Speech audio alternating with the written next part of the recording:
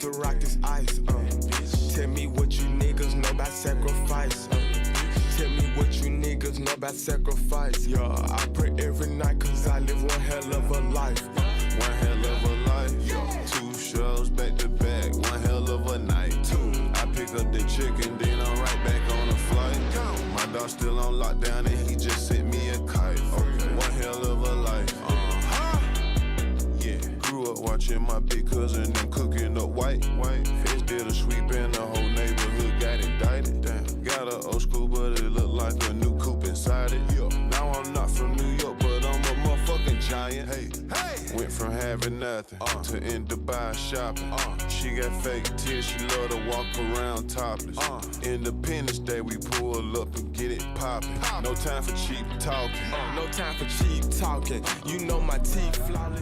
What's up, guys? So today we got the opportunity to come all the way down to Arizona to see my man Andy Elliot. He's throwing an insane event, and he called me and said, hey man, I gotta have you come. I gotta get you to rile these guys up, teach them some good shit, and get them in and out of the door. So I said, you know what, dude, we're coming here. We're gonna land the helicopter here in the parking lot, which we did. A little bit sketchy, but we did really well. Wonderful flight, which you're gonna see some B-roll of the flight, which was amazing. There's nothing more beautiful than flying a helicopter. It was about a 4-hour flight. Insane. But you're gonna see, we're gonna spit some real hard shit, and we're gonna have a very, very good time. So come follow along. I'm gonna break in on Andy during his podcast. He's gonna be so upset.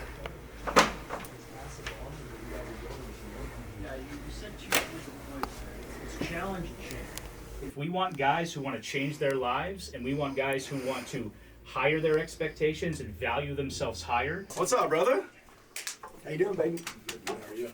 Good. Oh, man. Ready to kick some ass. I always do.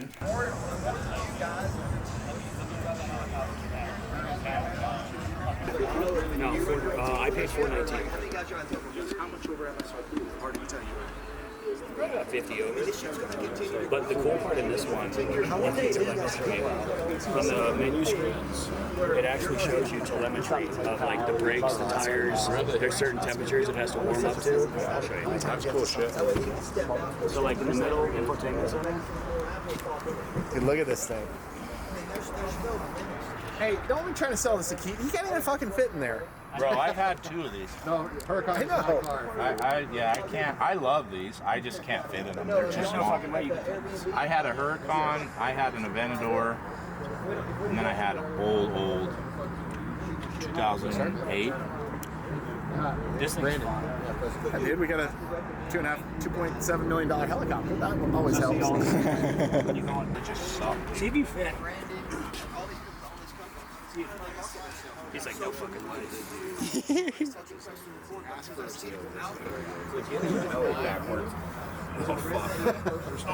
Nope. It's too small. Dude, it's just like that Aventador. I mean, it's the same thing. Like, I loved the car, but dude, as soon as I tried to get in and out, I thought I was gonna fucking die. The first 3 times I got into it, Yeah, it fits for me. Fits you pretty good. Dude, honestly, the only car right now I like. I've got a. this is all stock. Dude, I was crushing before restaurants. So I was like the contact room. I was like Rolling up with mom. Look at those shiny pants. Woo-wee. See, if you drive a convertible, you gotta wear those pants. Hi, pretty lady.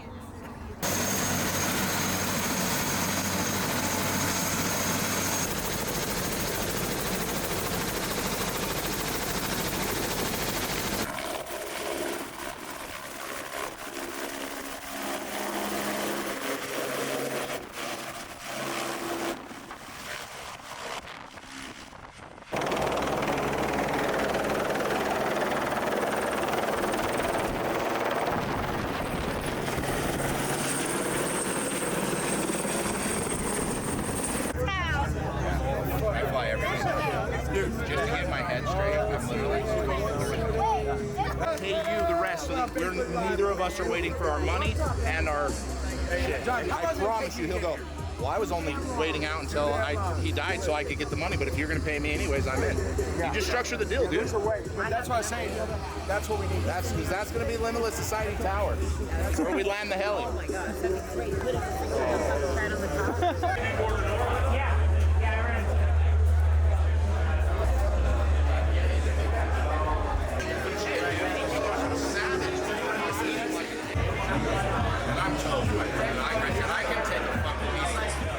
What do we got, boss?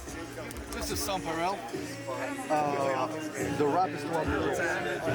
It's like This is real. yeah, one of the best cigars I've had. All right, I guess Are we in Bad Bottom Betty? One of them here.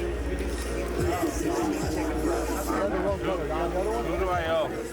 Yo, you owe nothing, bro. Are you sure? 100%. This is courtesy of the Elliot Group. Ryan. Let's go. He's getting the cover. I hear these are the shit, dude. They are the shit. But they're not flavored like these ones, so it's like. I'm gonna find out. That's why I like those tobaccs. These are not too bad, I like flavored. But the tobacco is like in between. Gotcha. Like there's like a tiny bit of flavor. I grew up in small farm town, Yep. Cross. growing up with a bunch of farmers all the time, like Would you like to dabble? Yeah, I like to cross it. 3 years ago. I mean, I've never done that one. Yeah, that's how I like it. Cross it?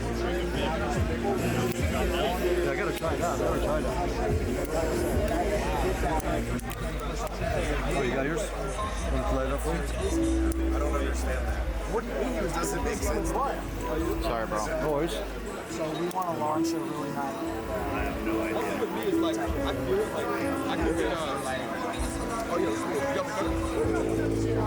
You come mine? Who went to get these? He's my Hey. social media guy. Thank you, man. I appreciate it. I'll tag you on some of the footage, whatever he's recording.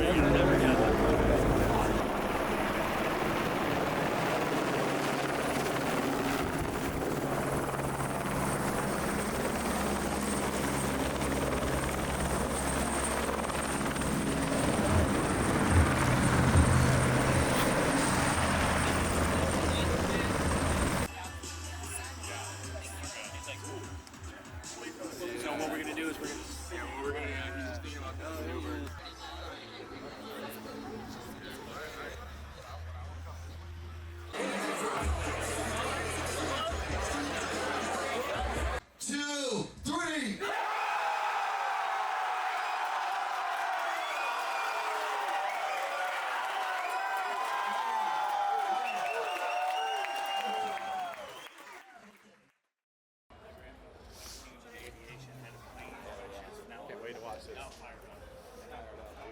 Bro, we're just getting started. This is day one.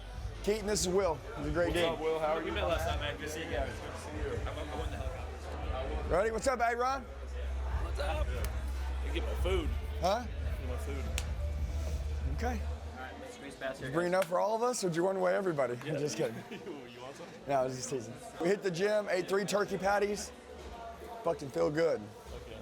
Ready to fuck some shit up. Yeah, like, serve shit up. Ready? How long until we got? It says, oh, we're on. We're going on 30 seconds.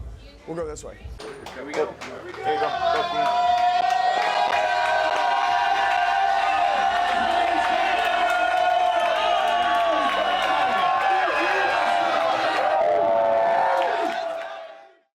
This guy that I'm going to bring up now, this isn't a speech, okay? He's going to speak to you the truth, and he's built an amazing life. So I want to tell you guys, this guy that's coming out, he's got a mind building a massive business. He's extremely good at everything he does. But I know a lot of people that are good at shit. They don't have that foundation, okay? And they don't have that heart. And I'm telling you, if you guys could surround yourself with people with good hearts, your life would be amazing. Have you ever been around someone and they're just overflowing with gratefulness? Yes. You know what I mean? I mean, it honestly takes a moment to get used to. Because you're like, man. And you want to think, well, you're soft or you're weak. This guy ain't fucking weak. This guy's a great person. That's how he's developed the life that he has. So in 2023, I'm gonna talk about this year, me and Jacqueline's goal were to add a few people to our lives that can really help influence not only just us as a family and as a team and as business owners, but also the team of the Elliot Group and the Elliot Army and you guys that we could add. And this year we added 1 or 2 people that are amazing. And this guy Keaton is one of those people that we added. And I'm gonna tell you, the very first time I was with him, man, I said, dude, love you. I know exactly who you are. I can see his heart on the sleeve. I like it when people are very transparent with me. Now, if they don't have a good heart, you don't receive it. You're like, fuck that person. But if they got a good heart, you're like, damn, man, I needed a friend like this my whole life. So, today, dude, the training I got that's gonna run right after this is sick as shit. If you guys are ready to learn how to sell every product in the world and close every client in the world, I'm gonna run that right after this. Today's gonna change your life. But we gotta build that foundation. Because if we get all that skill and we don't have that foundation right, I promise you, you're gonna leave here the same. You're gonna leave motivated, and then 2 weeks you're gonna go back. We're never changing again. We're gonna get crazy as shit. So I wanna bring Keaton out, and I wanna bring him into a warm welcome where you guys really just shower him with a lot of fucking life. And our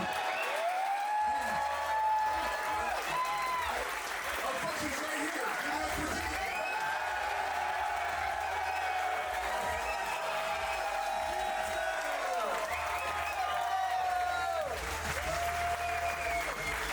All right, guys. This is the man. Guys, give it up for Keaton. Let's fucking go. You guys hear me? All right. All right, let's start this off right. Here's what I want to do. I don't mind you guys standing, but we're going to go through some emotional roller coasters today, so I do want you to sit down. Take a seat. I'm not going to stand up here and tell you I'm the richest guy in the room, because I'm not. 100%. But I'll tell you what I am. Very rare. I'm somebody that's going to speak to you today that has the exact life that he wants. The exact life to a T. I don't have all the money in the world. I don't have all the fame. But I literally have the perfect life that I created. And here's the thing.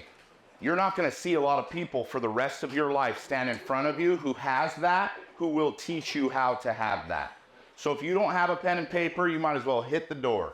Because this today, it's going to move you. You're going to feel great. You're going to have all these great emotions. And then you're going to go home. You're going to talk about it. You're going to think about it. And you're going to fucking forget it. If you hear it, it resonates with your soul. Fucking write it down. Make sure you put it somewhere that you can go back to it. The greatest thing I ever learned, and I'm just going to share this real quickly. The greatest thing I ever learned, I don't like to journal. I just don't. But here's what I do. On times in my life that are crucial, I always spend that night writing my feelings out. When my children were born, when my father died, when I got married, I wrote things down because there were things that I learned that I wasn't ready to even completely learn that I came back to later. You're gonna hear shit today and you're gonna feel like you're drinking from a fucking fire hydrant. And you won't be able to retain all of it, even if you write it down. But there will be times for the rest of your life, if you come back to these notes and you read them, you're gonna learn something new. That's why this is so crucial. Again, you might learn something from me. You're definitely gonna learn something from these guys. Write that shit down. And from here on out, remember this saying, if it touches me on my core, if it speaks to me, to my soul, I would be an absolute piece of shit to not write it down and retain it in remembrance. Because guess what? That's God speaking directly to you, and you went, thanks, I don't know, what did he say? And that's stupid. When something touches you and reaches your core and your soul, write it down. So again, that's my speech today for how I want to start the day. Write shit down, okay? Oh, we got sound effects too, okay. I wasn't ready for the sound effects. All right. I'm gonna be very vulnerable today. Are you guys all right to be vulnerable? Yes. If you're not, you got to get out. I don't prepare speeches. In fact, you'll never hear me say the same speech ever, because I hate that shit. When I speak to you, I speak from my heart. I speak from my core. And for me to go along this journey with you and figure out what it is that I need to learn, because I'm learning with you, I don't write shit down. The purpose of that is because I truly believe, and you guys will learn this from me, it's one of the reasons why we connect so much and so close. I believe that when we do this kind of stuff, we come together with one purpose, and that one purpose is really simple. Hey, God, we just want to get better. We want to get better at everything. My life, my marriage, my kids, as a father, as a husband, all of those things. I firmly believe that God goes, you know what? I'm going to help those people hear what they need to hear. Right before we started, we had a quick prayer. In the prayer, I said, Heavenly Father, please give us today what we need to teach these people, what they need to hear. You know the craziest part is that every one of you have a fucking crazy life. You have ups and downs and horrible things that you're going through. Every one of you. In fact, if we all took a cauldron and threw our problems in there and said you can pick out anybody else's problems, most of you would be like, fuck no, I'm not taking anybody else's problems because I don't know what the fuck that person has. But we all have them. So here's what I want for today. Here's what I'm going to beg for you. Every single one of us, we've got a million things going on. I have a million things going on. They've got a million things going on. It is so easy to think in the past and to think of the future.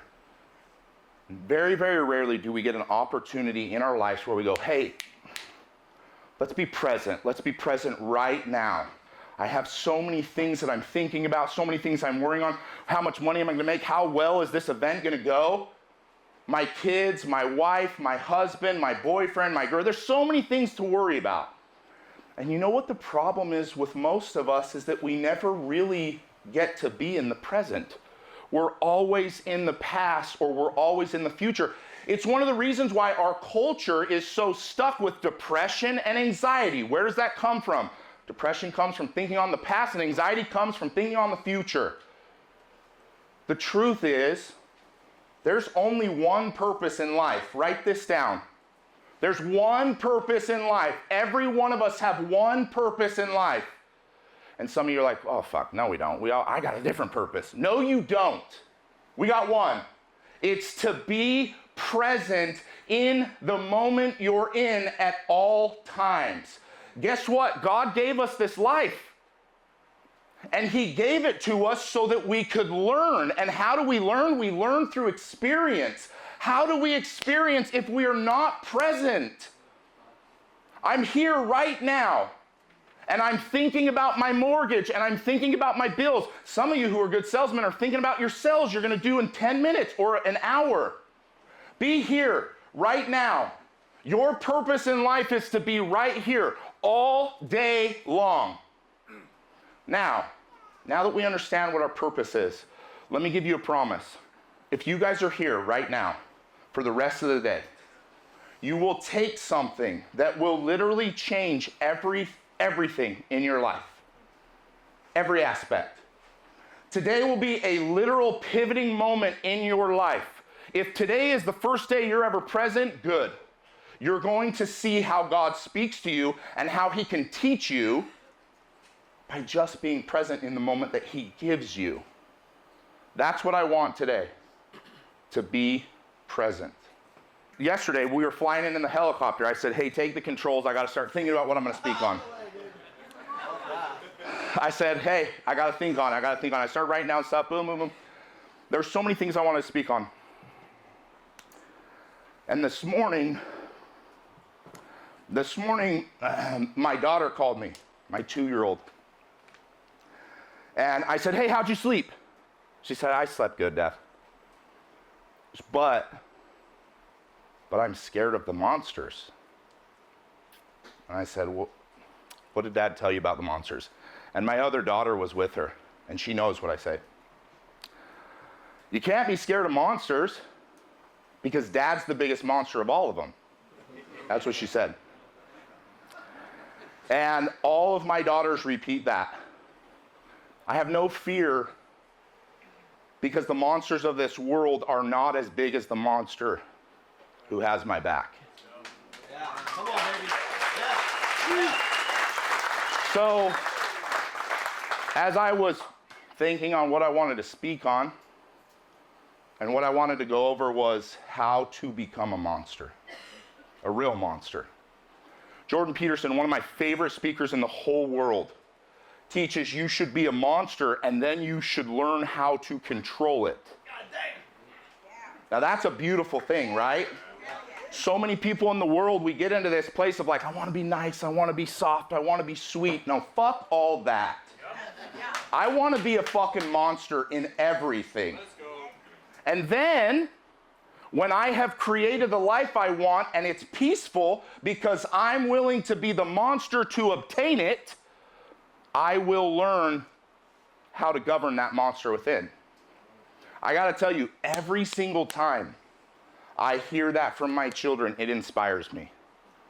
Dad, I'm not afraid of monsters because you're bigger than them all. It inspires me because that's the way I've chosen to live my life.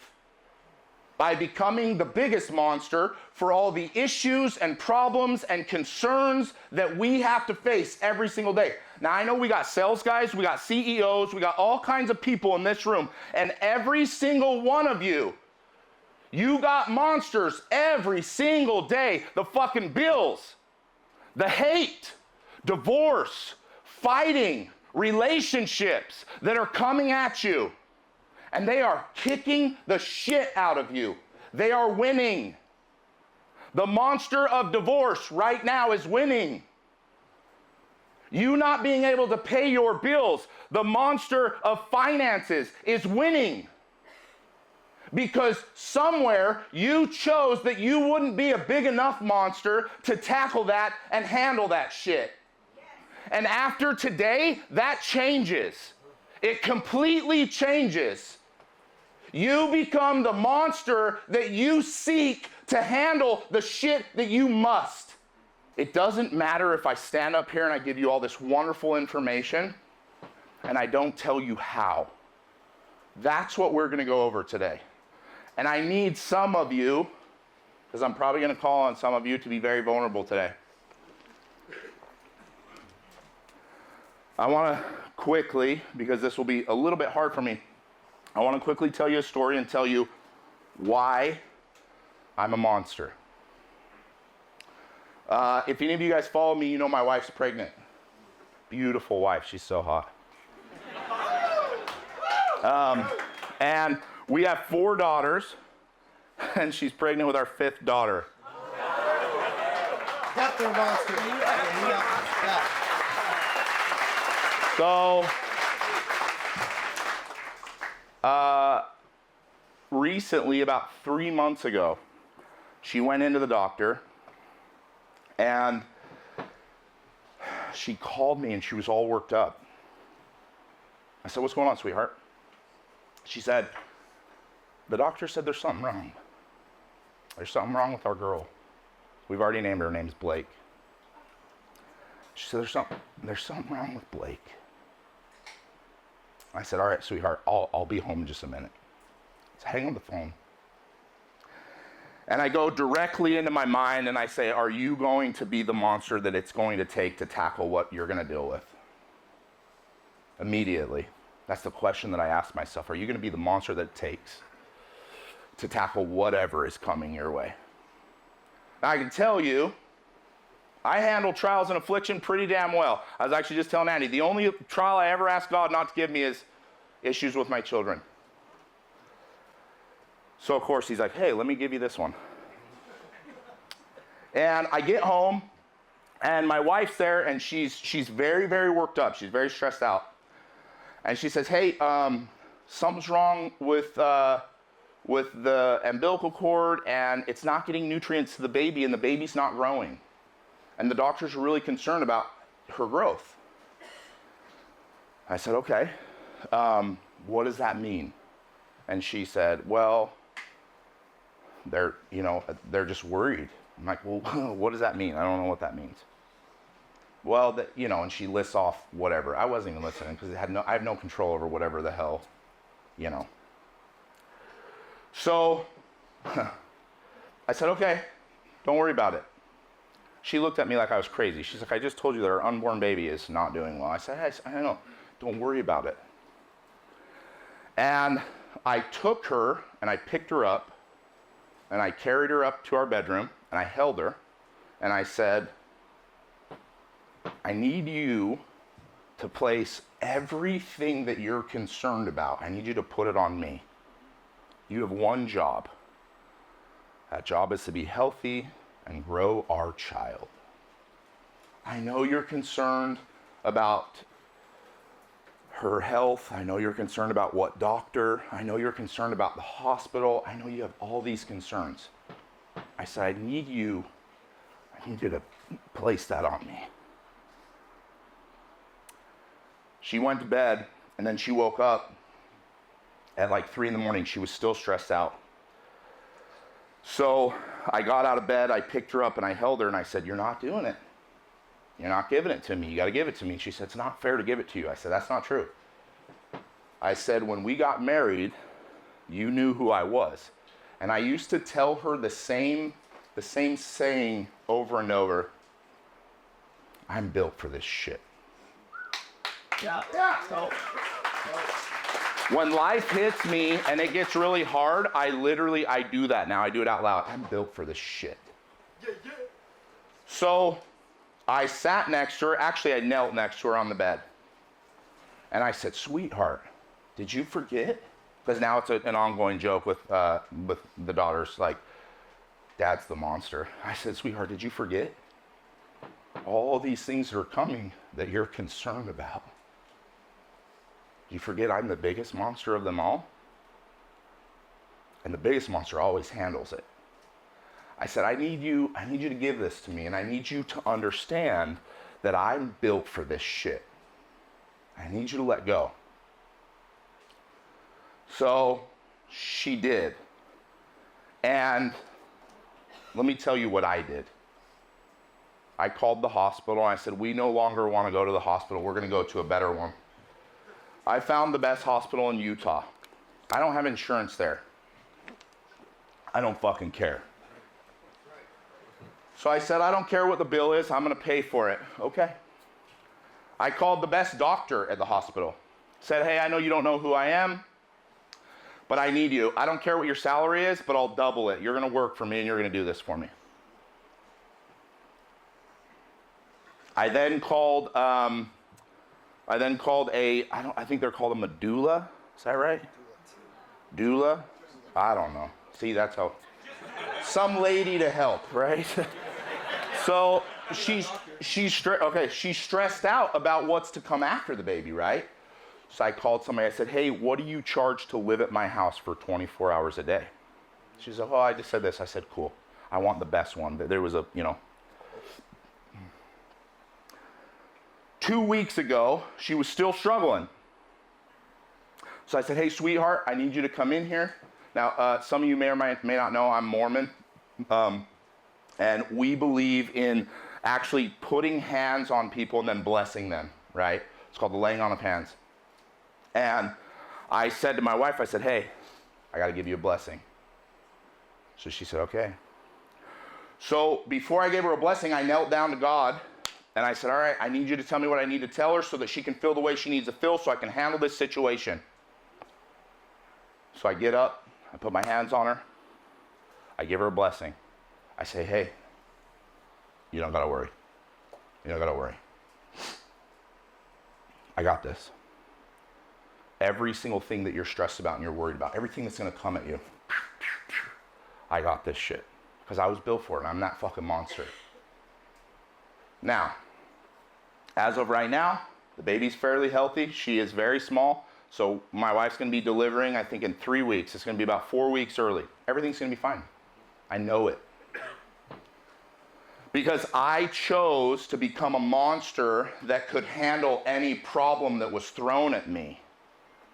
Now, I want to tell you the principle that I'm going to teach you today that should change your life. And for some of you, you probably understand the principle, but you don't actually live the principle. Confidence is everything. Confidence will literally change the course of your life. As a salesman, as a father, as a mother, as a leader, Confidence is everything. And I would dare bet a lot of you probably struggle with confidence. And it's the reason why your life is what it is, because you struggle in some aspect or another. Let me tell you something. I am just not very good at many things, but I'm fucking good at confidence. And I want to tell you why. I have built 5 pillars of my life that I'm going to share with you that allow me the confidence that I have to become the monster that I am, to deal with that which I have to deal with. Every single one of you got issues, and you can start calling them little monsters if you want. I got a sales issue. I got a sales problem. I got a leadership issue. I got a family issue. I got a health concern. They're all little monsters when you become the confident motherfucker you were meant to be. But if you choose today to not pursue becoming a monster in confidence, you will continue down the path in which you're on now. This talk will feel great. These guys are going to give you great information. It's going to feel great, and you're going to leave here and you're going to continue getting your shit kicked in by the monsters around you. Now, let me tell you something more powerful than anything I can tell you. There are people in your life that need you to become a monster, to deal with the demons and monsters that they cannot. And it's time that those people who are here in this room make the decision to become that monster.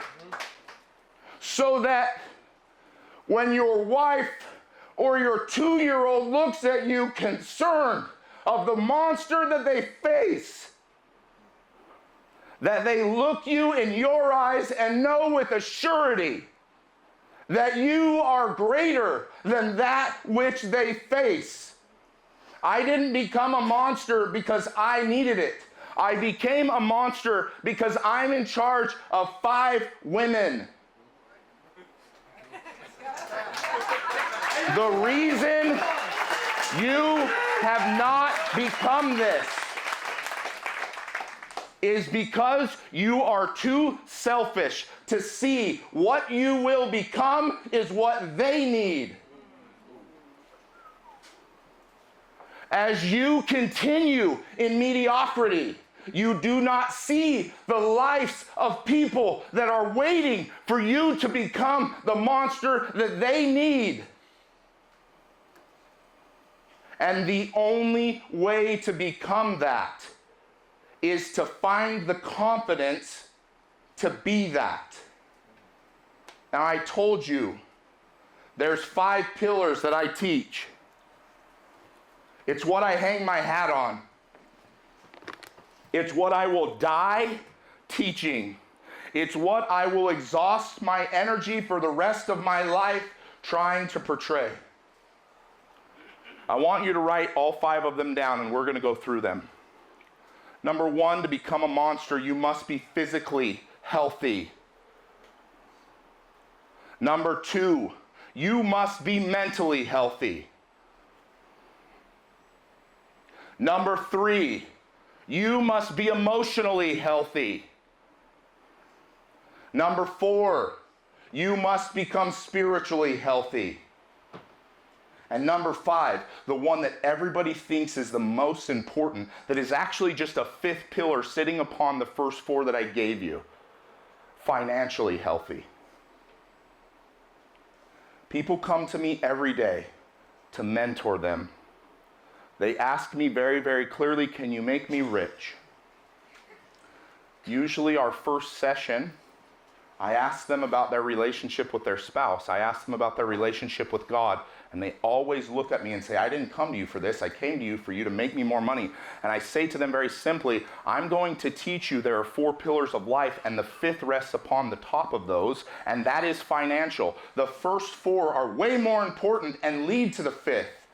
I think some of you are here because you're seeking to make more money. Cool. I like that. I like money. That's why I have a helicopter. But you must understand the foundation upon which you build is the most important.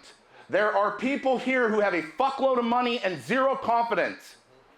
There are people here who are drowning because they missed the first 4. Now, one of the clips that went viral is Andy saying people don't work for me unless they have a 6-pack. Now let me tell you something. Let me tell you what he's portraying to you. Health is literally everything, and every piece of life is just a tangent to it. You don't believe me? Give away your money and see where you're at. Give away your friends and see where you're at. Give away your family and see where you're at. Give away your health and let me know which one you want back. And I don't mean this in a soft way. I love my children, but my health still comes first. I cannot serve them if I am not healthy. Now, I'm gonna steer a little bit different than Andy goes. I like 6-packs, I think they're great. But let me tell you the character that I built. The character that I built is a 6'3", 300-pound man that there is not a person in this room single-handedly that could stop me from doing what I need to do. Period. I am faster and stronger than almost anyone around. Now, I'm not going to say I'm the fastest and I'm not the strongest, but I'll tell you what, there is not a man on this planet that cannot challenge me. I'm telling you that, or I can't challenge. I'm telling you that right now. The reason that's important to me, I love 6-packs. I think they're great. I think you should get in really good shape. I think it's important to look at something and aspire to be it. The character in which I built, the healthy character that I built, was the motherfucking monster that puts 5 women on his back and says, let's go. I'll handle this shit. That's who I built. Now, the importance of this for you is huge.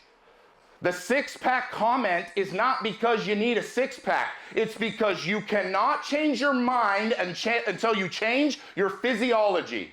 Your mind will not change until you change your physiology. If you are fat, your mind sucks.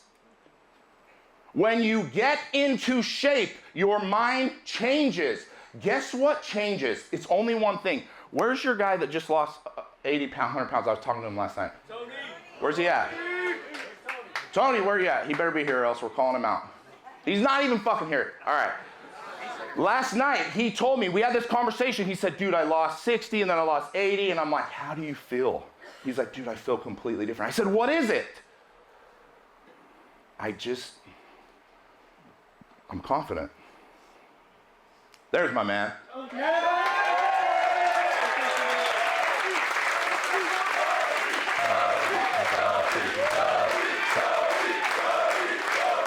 Get up here. All right. I was just telling about our cool story that we talked about last night. Yeah. What do we say? You got to change your physiology, change your mind. That's right. Now, this is what I want to ask. You decided that you were going to change this, just this big body. You still got to love it. And what happened here when you changed this? High tide rises all boats. Everything else started going up. Physical was right. My mental got on point. And business and everything, everything's raised up. Everything is now better because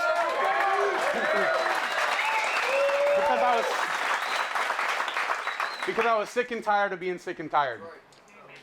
And I made the decision to change that. And it all starts with a decision. You guys will be sitting out here. You all have a decision today. You'll have a bunch of decisions. But the most important one is, what the fuck are you going to do for yourself?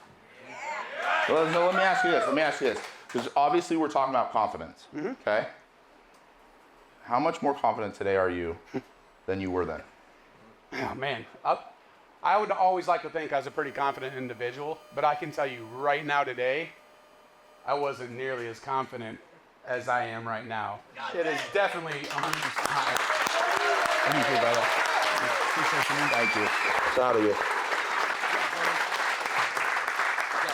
See, here's the thing. This is a huge pillar. Yeah. It's why I lead with this one. Andy doesn't give a shit about your six-pack. He gives a shit about your health because your health changes your mind. He knows that a right mind will change the world. That's why he does it, just so you understand. Fucking doesn't care about your six-pack. That's the course to get to where he seeks for you to be. Okay? Now I want to share a story with you. I don't know how much time I have, so I'm going to... Oh, fuck, okay. I want to share a story with you. This is why. Okay? I don't like to go in public a lot. I don't know why, I just don't anymore. A lot of people recognize me, and usually if I go in public, I just want to go get shit done, and I want to be done. Well, my wife talked me into, this was like 9 months ago, my wife talked me into going to a concert. Fuck. So, of course, and if she asked me, I'd take her. It was date night. Well, in the concert arena in Salt Lake, the suites are like in the middle of the whole thing, right? Stupid. So I walk in with my beautiful wife, I put her in the thing, and we're sitting there and I'm watching the concert. I'm enjoying it because I'm quarantined off. And, and she's like, hey, this guy over here, he keeps hitting on me. I'm like, I said, sweetheart, you're the hottest girl here. Of course he's hitting on you. Like, listen, guys, I'm not a dickhead. I know how hot my wife is. I get it. I said, what do you want me to do? Beat up every guy that thinks you're hot? That's not gonna happen. So he's like going a little crazy. He's probably pretty drunk. He keeps hitting on her, I'm like, sweetheart, we can either go or you can ignore it, right? We can go or you can ignore it. I'm not gonna fucking make a scene. So the concert goes on, he's sitting somewhere, he leaves his seat. I'm still watching the concert. He walks behind the suites and he just kind of taps my wife on the shoulder and she turns and he's like, hey, come here. I'm a pretty controlled man that has a very uncontrollable monster in him. So she turned to me. She's never seen me break loose, just so you guys know. We've been married for a while. She's never seen me break loose. I don't think she wants to see me break loose again. She's turned to me because she goes, oh, he just touched me. And I said, what? And I turn and I see him walking off. Monster time. So I get up, I walk over to him, I said, you touched my wife? Before he said anything, I bitch slapped him. Fucking hit him. He went down, like a sack of potatoes. His friend came at me. I grabbed his friend by his face and threw him down like a 12-year-old kid. Then his wife, who was with him, came at me. I said, listen, I'm gonna give you one warning. I will Spartan kick you the fuck out of this arena. I don't give a fuck. Listen, I don't hit women and children unless you're coming at my family. I will fucking drink your blood. Okay?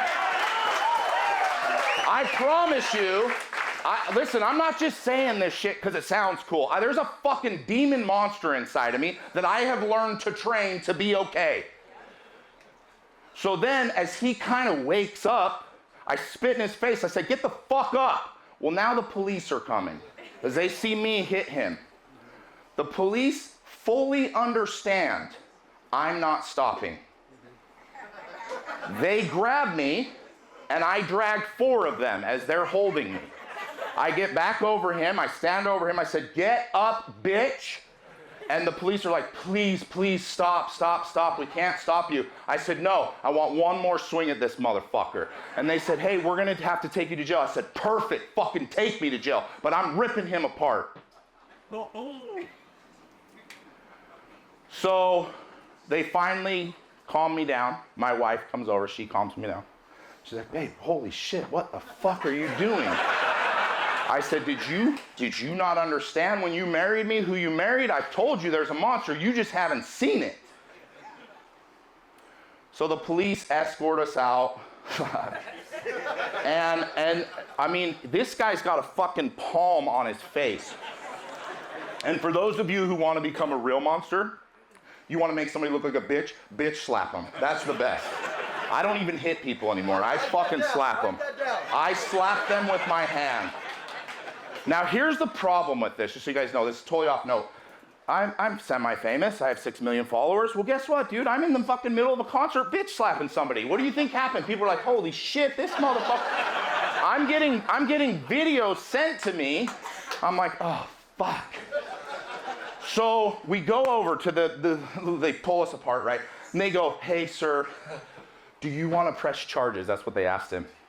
And he's fucked up. He's like, and I look at him, I said, keep looking at the fucking ground. If you look up, motherfucker, and all the cops are there. They're like, you need to calm down. I said, no, I'm not fucking calming down. He goes, no, I don't want to press charges. And I said, police, you got 2 choices. You fucking take him out, or I beat the fuck out of him. Your choice. And they were like, well, you hit him. I said, I don't think you heard what I said. I'm not giving you this like double choice here. You either take him out, or I fucking destroy him, and you guys take me to jail. I said, my wife doesn't feel comfortable with that motherfucker within a mile, so you take him and get him the fuck out. Well, one of the police is like, he's got his hand on his taser. I'm like, listen, son. He's older than me. I said, listen, son, that ain't gonna do anything. Unless you shoot it into my eyeballs, that ain't gonna stop me. I said, listen, I'm not trying to be a dickhead to you guys. I'm letting you know your options here. And they're like, well, you don't give us options. I said, today I do. Do you know why? Because there ain't a motherfucker in that whole entire stadium that stopped me from fucking destroying that person. The reason I am confident is because I have worked very hard to become what you see on this stage. I have spent my life working out, running, being athletic. Guess what? I don't play sports anymore, but I'm still athletic as fuck. The number one pillar for you to understand what Andy tries to drill into your heads, you must become healthy.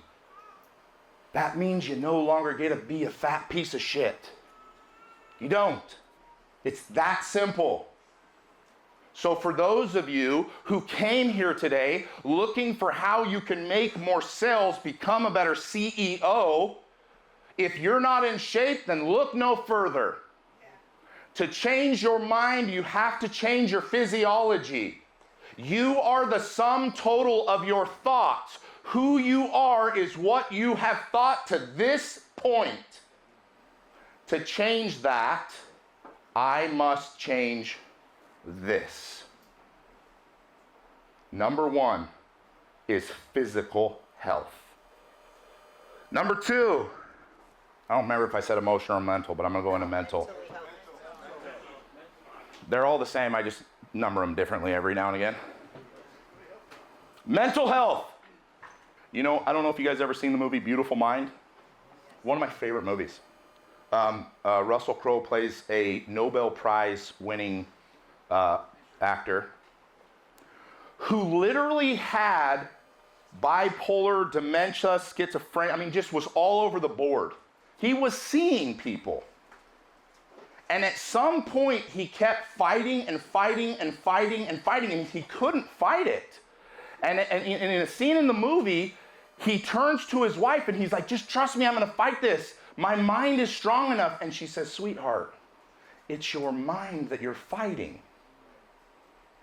If you don't think that mental acuity and mental health is important, you will never become what you seek to become. This pillar is literally what we as a culture put on a pedestal, and then we never truly try to achieve it. Mental health is so important. It's so important. We got depression. We've got suicide. It's so important. What the fuck are you doing to change your mental acuity? What are you doing to help your mind?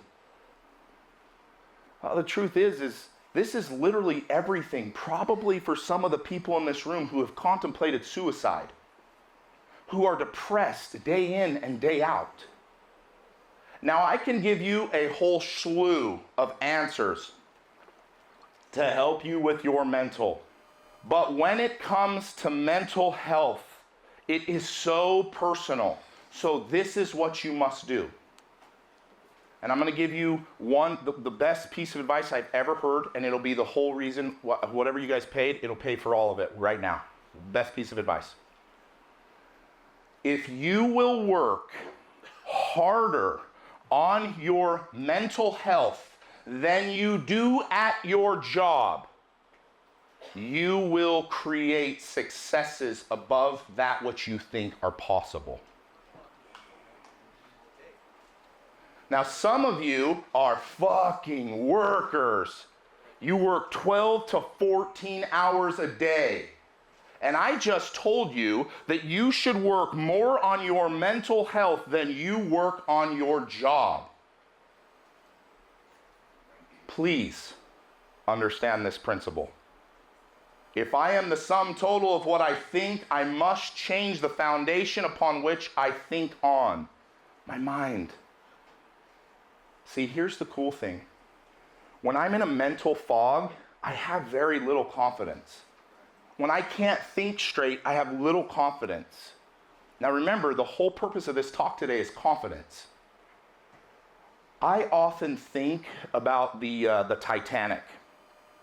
When the Titanic went down, there were tons of people who were swimming, drowning, and then there were some on boats that were helping, right? Until they filled the boats up. Mental health, if it is not there, you are drowning. Depression, anxiety, stress, fear. Depression alone can destroy you. If your mental health is not worked on repeatedly, if you struggle with mental health, you are in the water drowning. And you're here today trying to figure out how to make your business or sales be better, you're fucking drowning. It's time to take more serious the things that you've been given. Your mind.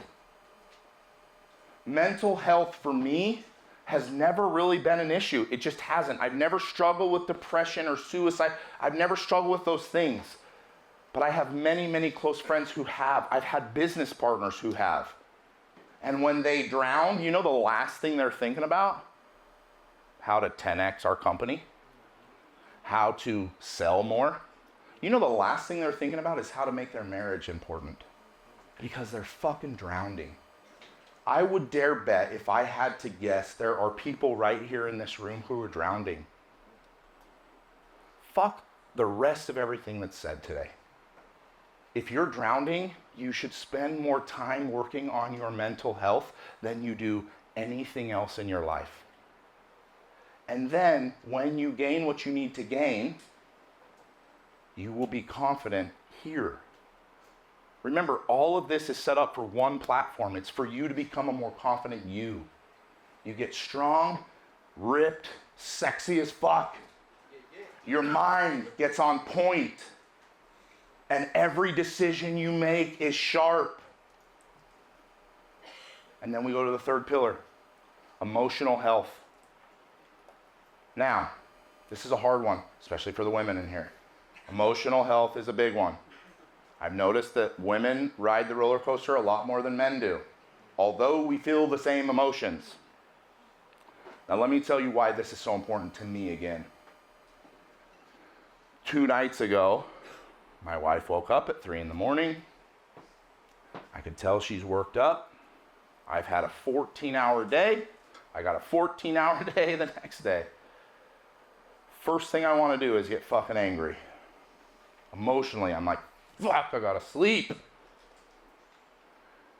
But because I've worked on my emotional health and I've realized how I dictate it, I got up out of bed, laid down next to my wife. Some of you might think that's weird. My bed is like the size of this stage. It's very big, yeah. So I have to get up and then walk over to her side of the bed. People are like, why do you get up out of bed and walk over? And I go over there, and I kneel down in front of her. I said, sweetheart, I know you're stressing out. I know you're worried about our unborn child. I know all of these emotions are running through your brain, and pregnant women have crazy emotions. I hold her hand, and I say, hey, remember, I take her hand, I put it on my chest, and I say, hey, I need you to give it all to me. Give it to me.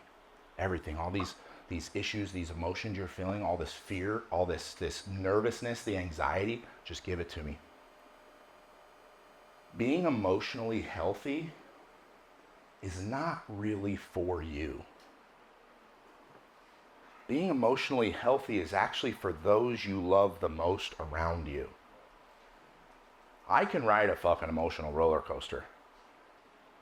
You want to be a better leader? You want to find true confidence? Be the only fucking person in any room to make a decision without emotion. Make it based on fact.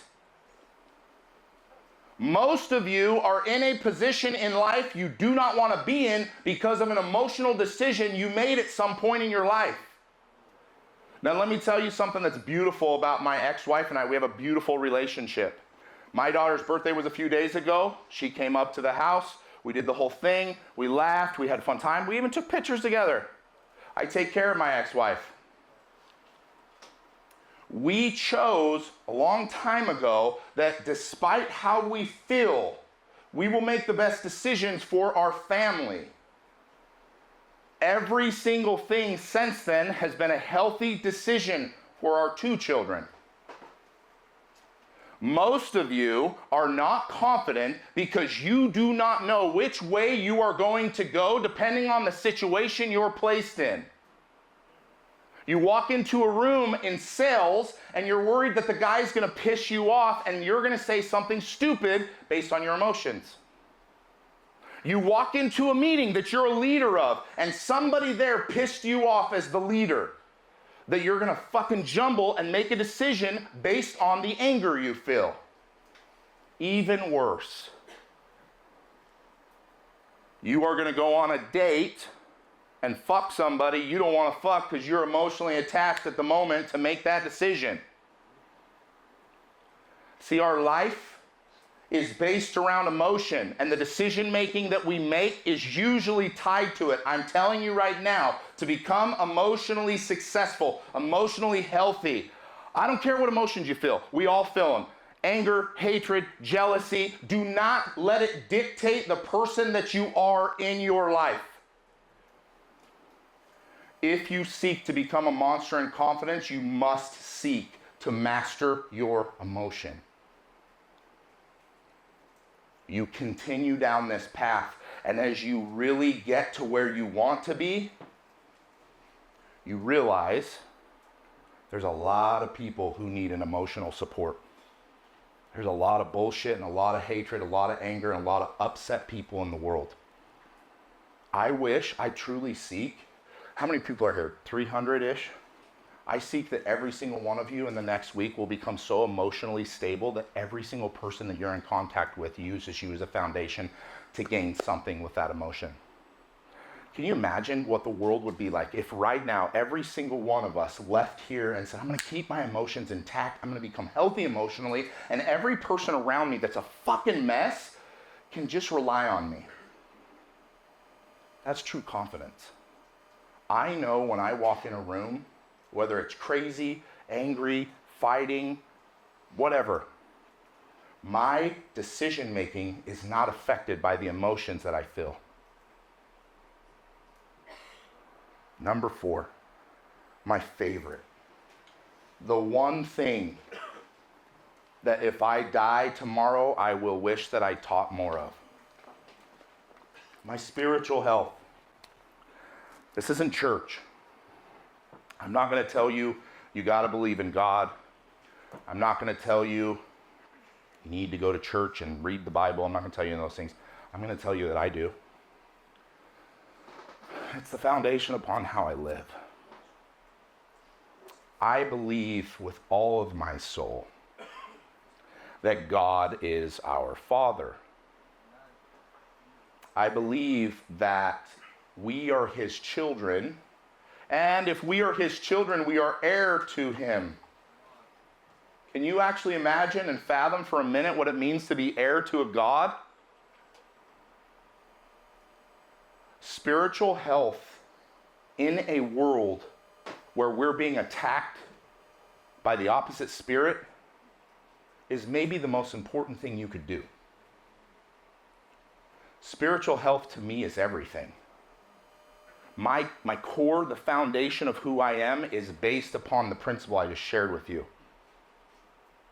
Now, again, let me tell you why this is so important.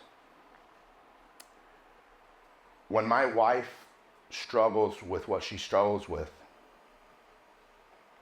I find solitude and confidence when I kneel down before God and I say to him, I don't have any control of this burden. I don't know what to do with it.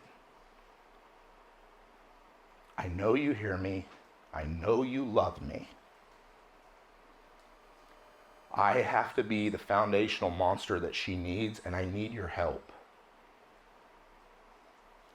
When I sit at 3 a.m. with my pregnant wife, who cannot find peace, I draw upon my spiritual health to walk me through being the foundation upon which she can rest. The reason I have the confidence that I have is because my dad is God.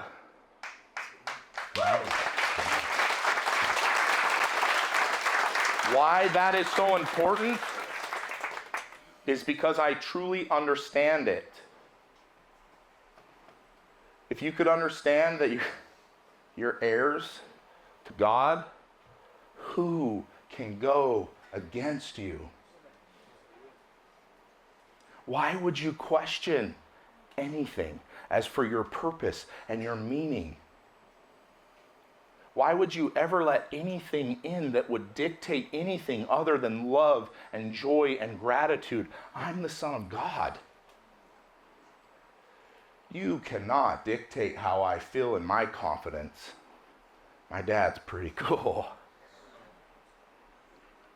Spiritual health, I believe, the reason it's my favorite is because for me it is the foundation upon which I build everything.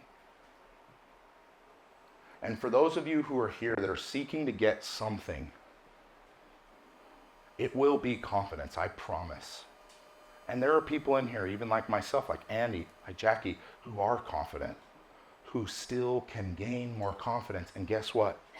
You're going to watch them continue to grow, because they will grow in the confidence in who they are, what their purpose is, and what they do. You're a salesperson, you're a CEO, you run a business. Every single thing that you will do will be tied specifically to your confidence. You know, I think my true conversion to this idea of confidence came when I watched my daughter. I took her to ice skating. She was 4 years old. This is my oldest. I took her to ice skating. She said the whole time we're walking there, I was like, Dad, I'm gonna ice skate. I said, have you ever ice skated? She's like, nah, I'm gonna do it. I'm like, this is gonna be a catastrophe. So we used the whole time, I'm gonna do it. I take her in the ring, put her stupid blades on. I'm skating around. Yes, I'm very good at 300 pounds. Yes. Yeah. I can't jump, but I can do some good shit on ice. So I get in there. I'm like, all right, sweetheart. Well, she gets in there and she falls down immediately. Then she's holding the rail, right? I'm like, you got it? And she's confident. I got this. Boom, boom, boom. Over and over and over again. And now I see in her that confidence starts to fade, right? And you know what's funny is most of you guys were born with crazy amounts of confidence, and life has kicked the fucking shit out of you. And then you just go down and you go down and you go down. And I'm watching my daughter in the ring, the same thing in life. She's fucking boom, boom, boom, falls on her head, falls on her face. Finally, and I'm that dad. I let him get hurt. I'm that dad. I'm letting her fucking fall on her face, do this thing. Finally, she falls, hits her nose. Her nose starts bleeding. All the other parents are like, what the fuck is wrong with this dad? Why is he letting his daughter get the shit kicked out of her on ice? So, literally, I go over to her, I pick her up, and then we start skating around the ice rink, right? And I see in her, her eyes start lighting up. I see in her the confidence she once had that she got the shit kicked out of her on the ice. I see it start changing. Most of you are in that position where you got the shit kicked out of you on the ice. So I continually carried her around. I let her go, she fell, and she started to cry. And I picked her up. I said, hey, I got you. And when you fall, you get back up. And I got you. And when you fall, you get back up. And I got you. No shit. I'm in the stupid ice ring and I'm crying. Because I hear the love that I have for my daughter saying, hey, I'm gonna let you fall, but I got you. I got you, I got you, I got you. My daughter's one of the most confident people I've ever met. The reason she is confident is because the father that she has her fucking back. Now let me say this very, very clearly. The reason spiritual health is so important is because you don't know who the fuck has your back. And it's time for you to figure that out. When you build these pillars that I'm talking about, spiritual health is important. It's greater than all of this. There will be times in your life, like I was 3 days ago, kneeling next to my wife, talking about the birth of our unborn child that we're both worried about. And the confidence I have to kneel down and say, God, I need help. I'm getting the shit kicked out of me on this ice. And he picks me up and says, let's do this shit. Just keep getting back up.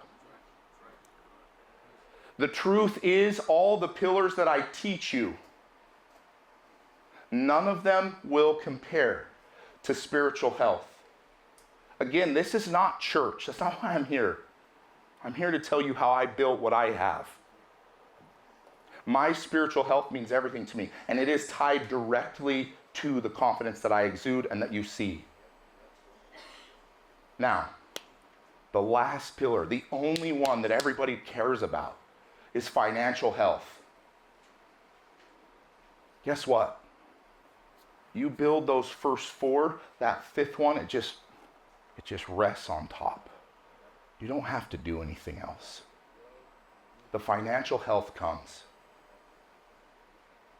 So for every single one of you, I wish that you become the monster that you need, that your children need, that your spouse needs, to attack the monsters that are to come to you. I can't remember the last time I had a dream that I ran in my dream. Right?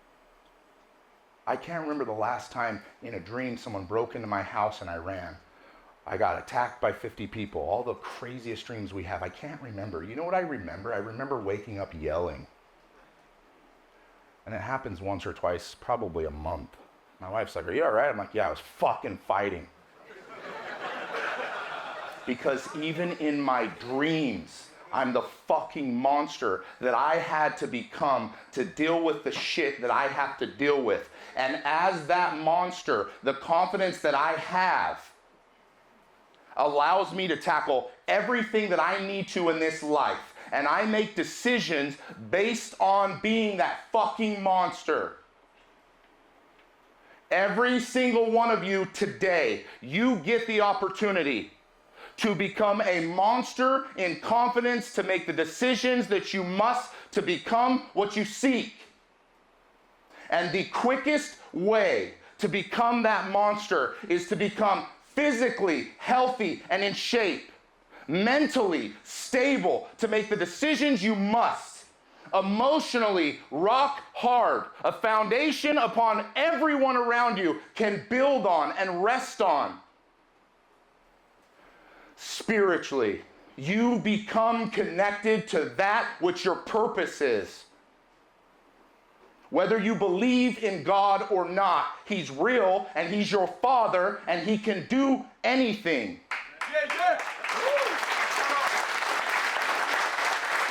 If you do these things, your confidence will change. You will become the monster that you see on the stage.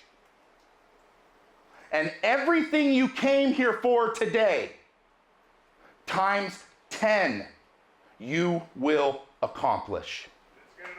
Fucking get to work.